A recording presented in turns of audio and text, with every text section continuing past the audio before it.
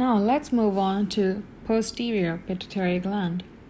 Three important pathologies that occur here are central diabetes insipidus, nephrogenic diabetes insipidus, and syndrome of inappropriate ADH secretion. Let's study each of these in detail.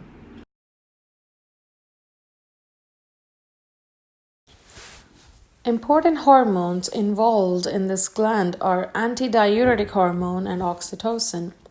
It's important to note that they are made in the hypothalamus and not the posterior pituitary, and then they are transported via the axons to the posterior pituitary for release elsewhere in the body. Let's learn the mechanism by how these hormones function. ADH acts on the distal tubules and collecting ducts of the kidney to promote free water retention. Oxytocin mediates the contractions in the uterus during labor and by releasing breast milk in lactating mothers, causing the suckling response or the letdown reflex seen in infants. Diabetes insipidus is a very high-yield concept for step 1, and there are of two types, central and nephrogenic. It's easier when you learn by differentiating both of them. Central DI is caused by ADH deficiency, and nephrogenic DI is caused by impaired renal response to ADH.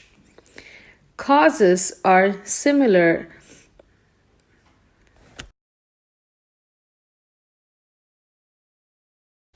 Causes of central DI are tumor, trauma, infection, or even inflammation either in the hypothalamus or the posterior pituitary. Clinical features are based on the loss of free water.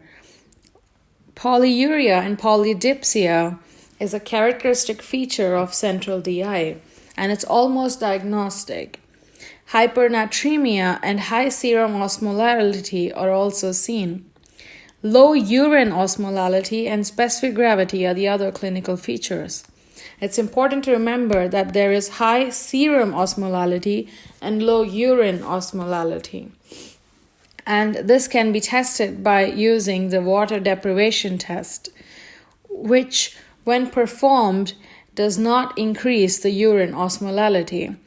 And when this test fails to increase the urine osmolality, it is diagnostic of central DI. Treatment is desmopressin, which is the drug of choice. It's an ADH analog. Nephrogenic DI is caused due to inherited mutations or drugs like lithium and demiclocycline. It is an antibiotic that was previously used, and demiclocycline is not being used very much these days. Its clinical features are very similar to central DI, but the way to differentiate it from central DI is that desmopressin has no effect in this case. SIADH is when there is excessive ADH being secreted. It's mostly caused due to ectopic production, for example, small cell carcinoma of the lung. Other rare causes include trauma to CNS or lung infections like COPD and drugs like cyclophosphamide. Here, clinical features are based on free water being retained.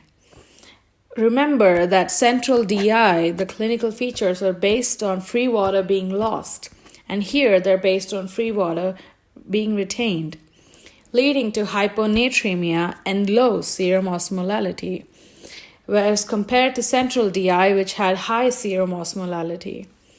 This also causes mental status changes and, in more severe cases, causes seizures. And hyponatremia may also lead to neuronal swelling and cerebral edema in complicated cases. Treatment is usually restriction of free water or demiclocycline, which blocks ADH.